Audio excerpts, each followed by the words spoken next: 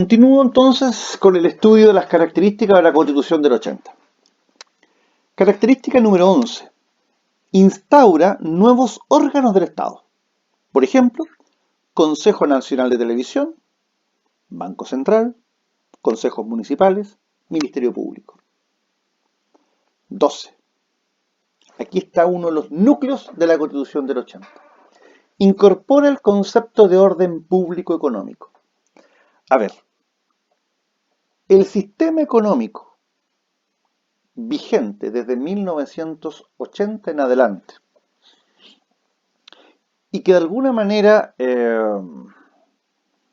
todos hemos sido testigos de sus fortalezas y de sus debilidades, tiene un entrelazado normativo que permite conceptualizarlo todo de modo orgánico como el llamado orden público económico, es decir, el conjunto de preceptos, normas y disposiciones que van a estructurar la dinámica económica del país. Y entre otros está el principio de subsidiariedad, entre otros está el rol que el Estado no es un agente empresarial, sino que los agentes empresariales son los privados. Es decir, hay un conjunto de normas en la Constitución que permiten de alguna manera entender de que esto no es un número digamos, de normas que están dispersas, sino que por el contrario, se aglutinan en una orgánica. Y esa orgánica es lo que se llama el orden público económico.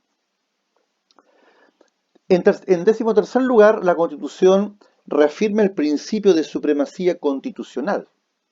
Y ya vimos, a través de los mecanismos preventivos, las comisiones en el Senado y la Cámara de Diputados, el veto presidencial, el rol del Tribunal Constitucional, el rol de la Contraloría General de la República. Hoy día, ¿cierto? Hasta el año 2017 en nuestro país se estableció un sistema electoral de carácter binominal. Sin embargo, el año 2017 cambió por uno proporcional.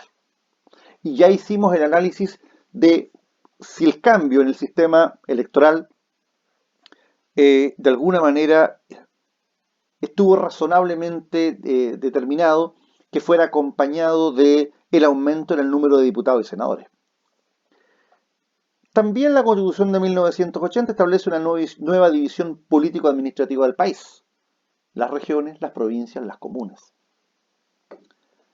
16. Se incorpora el recurso de protección. Sobre este punto me voy a detener algunos minutos. A ver, el recurso de protección, creo que lo señalé en alguna clase anterior, a mi entender, es el aspecto más positivo que yo puedo rescatar de la Constitución del 80. ¿Por qué? Porque es la herramienta de que disponemos los ciudadanos para requerir de la autoridad judicial la tutela de nuestros derechos fundamentales. Este es un instrumento eminentemente jurídico, que fue tomado por las actas constitucionales de 1976 de la normativa alemana. Y hoy en día, en que la cultura y protección de los derechos humanos ha de ser la gran idea fuerza de los respectivos estados, no basta, como lo dije en alguna clase anterior, con que el Estado me proteja, me reconozca determinados derechos fundamentales, si yo como ciudadano común y corriente no puedo recurrir en favor de esos derechos ante la autoridad judicial. Y ese instrumento o esa herramienta es el recurso de protección. O sea, el recurso de protección, por ejemplo, permitió en el pasado que alumnas adolescentes embarazadas no fueran expulsadas de establecimientos educacionales. El recurso de protección ha permitido, por ejemplo, en el presente, que las ISAPRES no realicen alzas desmesuradas e injustificadas de los planes de salud. El recurso de protección ha permitido que los tribunales se pronuncien, por ejemplo, acerca de si los bancos tienen o no responsabilidad cuando son vulnerados los sistemas de seguridad bancarios y se realizan transacciones objetables desde el punto de vista de la transferencia electrónica o el uso de las tarjetas de crédito. El recurso de protección también se representa como el mecanismo ideal para evitar que las personas se hagan justicia por mano propia. O sea, si mañana el arrendatario no le paga la renta al arrendador, este no puede provocar el corte de los servicios básicos. Lo mismo pasa, por ejemplo, con si un alumno durante el año escolar en un establecimiento subvencionado o pagado deja de pagar las colegiaturas, si puede o no ser expulsado por razones económicas. A través del recurso de protección, ello no es procedente.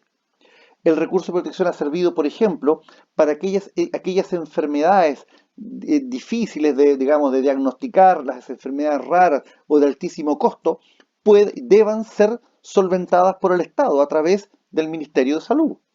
O sea, el recurso de protección ha permitido, por ejemplo, que si mañana indebidamente una persona es informada en un boletín comercial, pueda salir del boletín comercial cuando ha habido un error en enviarla como deudor moroso. El recurso de protección también ha servido mucho en el último tiempo para que las personas que realizan funas o ataques a otras por las redes sociales se vean obligadas a cerrar y a borrar esos contenidos injuriosos. O sea, a ver, yo les digo, el recurso de protección es el gran instrumento jurídico de protección a los derechos fundamentales.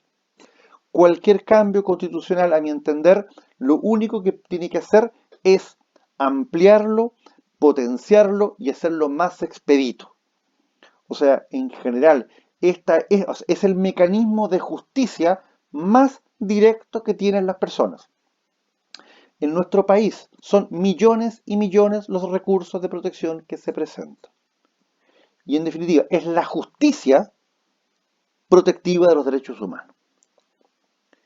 Característica número 17. Se reafirma el carácter unitario del Estado. 18.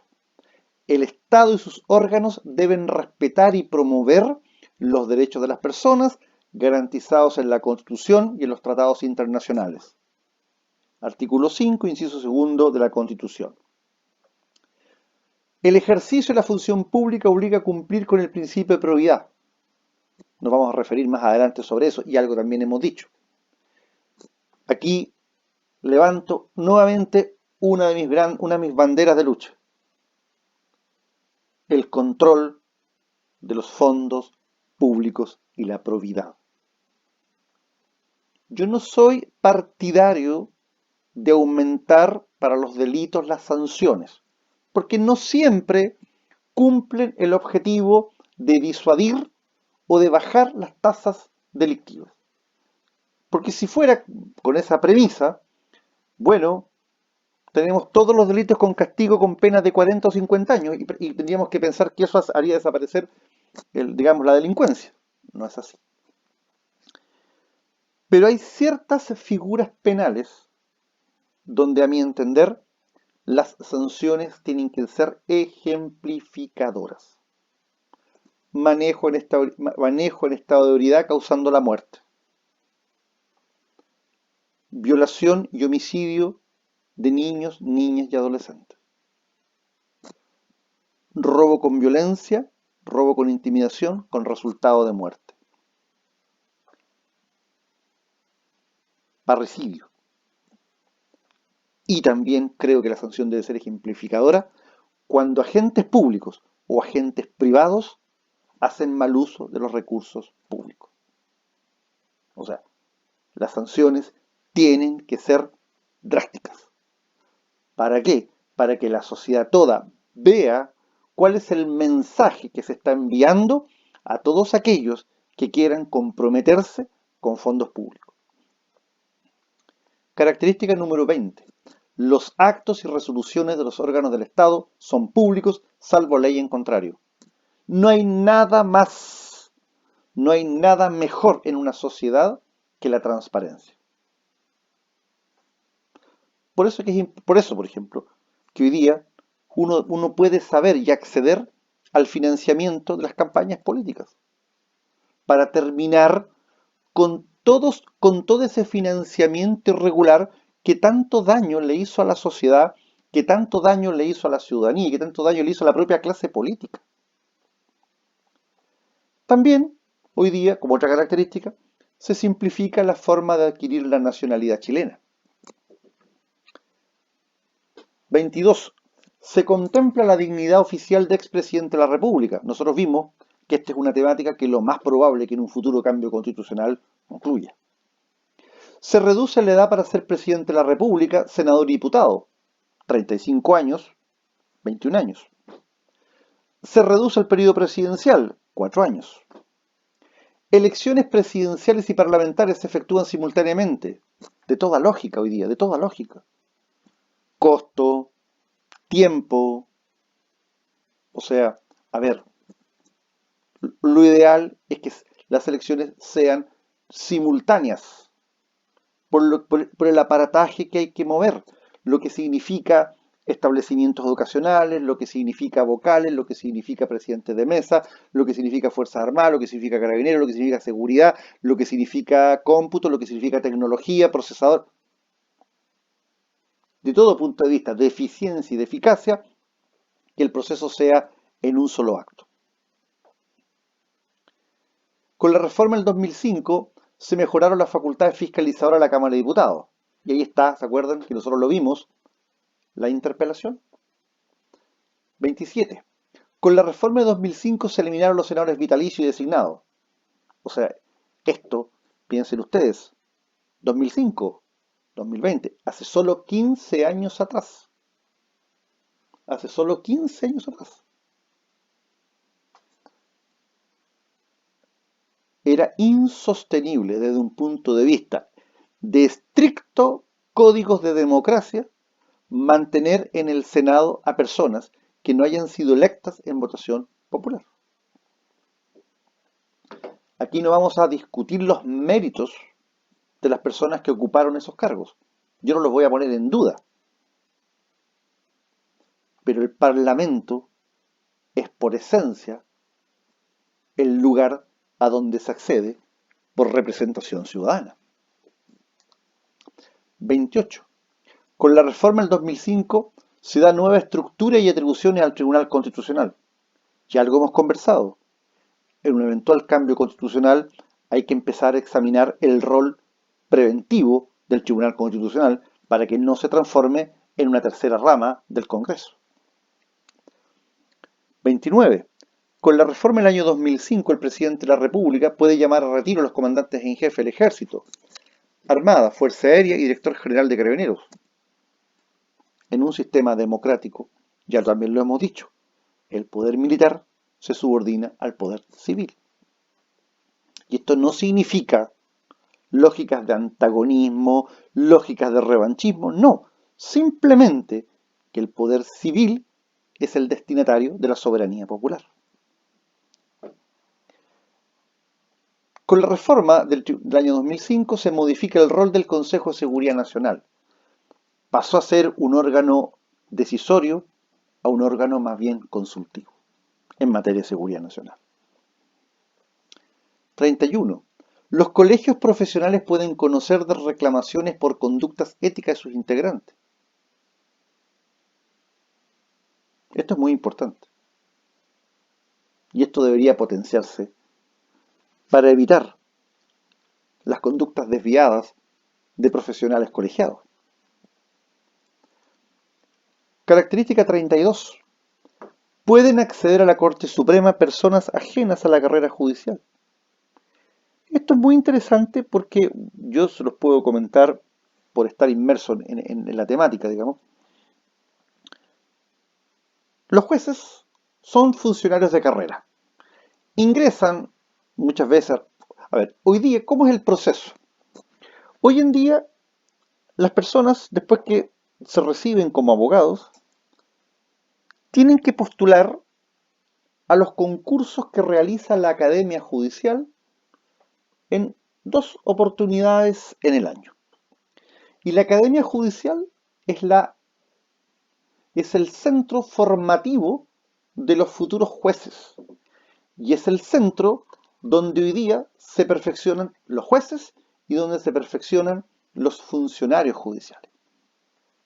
En el fondo, la academia judicial, hoy en día en la academia judicial está concentrado la formación de los jueces y el perfeccionamiento de los jueces y el perfeccionamiento de los funcionarios judiciales.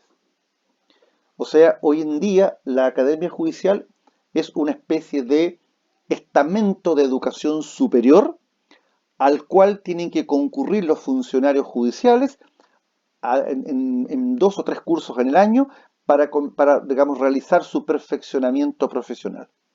Y es el lugar donde se preparan los futuros jueces. Pero la ciudadanía, a través del Parlamento, concluyó que en el tribunal superior o máximo del país era necesario que éste tuviera, de alguna manera, aires nuevos, concepciones diferentes. Y es así como un tercio de la Corte Suprema está integrada por jueces que no han hecho carrera en el Poder Judicial. Es decir, personas que pasan del mundo del litigio, del mundo del pleito, del mundo de la academia, del mundo del mundo de la investigación, del mundo, en general, del mundo no judicial al mundo judicial. Entonces, los tribunales en general fueron muy reacios a aceptar esta situación porque decían, bueno, ¿cuál va a ser el aporte de personas que nunca en su vida han sido jueces, que no han hecho la carrera, o sea, que no han sido secretarios de juzgado, que no han sido jueces, que no han sido ministros de corte, que no han sido fiscales, que no han sido secretarios, etcétera, etcétera? Pero ¿qué es lo que se les ha dicho? Es sano para una sociedad de que la cúpula de la decisión judicial no solo la adopten personas que tienen una mirada, una estructura de pensamiento, una lógica de razonamiento, sino que también sea posible incorporar a personas que por sus méritos pueden ser reales aportes a lo que es la implementación y lo que es impartir justicia. Y es por eso entonces que hoy en día esto es fundamental. Y yo creo que hay que defender en una futura constitución esta prerrogativa. ¿Por qué razón? Porque quienes han accedido a la Corte Suprema son personas brillantes desde el punto de vista intelectual y son personas que han hecho una valiosísima carrera como abogado y que tienen muy merecido el honor de participar en un tribunal como la Corte Suprema en la toma de decisiones de carácter judicial. Y me parece que le hace muy bien a la Corte Suprema recibir cada cierto tiempo estos aires nuevos, estas corrientes nuevas, estas doctrinas nuevas, estos nuevos postulados. Hace muy bien. Entonces, con esto, nosotros ya podemos tener más o menos una idea muy general y muy macro de la Constitución de 1980. Ahora vamos a pasar a examinar, vamos a empezar al análisis ya en pormenorizado de la Constitución de 1980 para que tengamos las bases necesarias para después hacernos cargo si es que esto va a ser modificado o no va a ser modificado y en caso de decidir modificación, bueno, donde tenemos que de alguna manera nosotros hacer los esfuerzos para que esta Constitución sea, como dice un autor por ahí, la casa de todos y la casa de todas.